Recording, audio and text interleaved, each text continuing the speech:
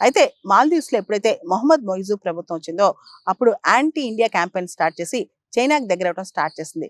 కానీ మనందరికి తెలుసు చైనాది cheque book diplomacy, debt trap diplomacy. Maldives ని అప్పులు ఊబిలోకి తోసేసింది చైనా అన్నమాట. ఇది మాల్దీవ్స్ ప్రభుత్వం అర్థం చేసుకుని భారతదేశానికి దగ్గర అవడం స్టార్ట్ చేసింది. మనం చూస్తే గనక ఇండియన్ ఓషన్ ప్రాంతంలో మాల్దీవ్స్ చాలా స్ట్రాటజికల్ లొకేషన్ లో ఉంది. వ్యూహాత్మకంగా మాల్దీవ్స్ లొకేషన్ అనేది చాలా ఇంపార్టెంట్ అన్నమాట.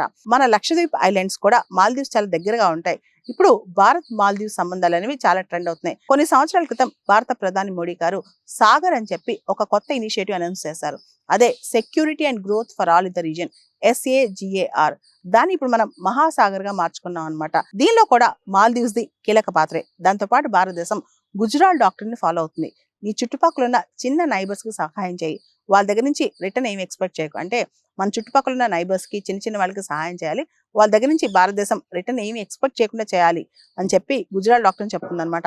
దానిలో భాగంగా కూడా మాల్దీవ్స్ కి మనం సహాయం చేస్తున్నాం. దీనిలో భాగంగానే హనీమోదో ఇంటర్నేషనల్ ఎయిర్పోర్ట్ ని మనం సపోర్ట్ చేసి పెట్టాం మాల్దీవ్స్ కి.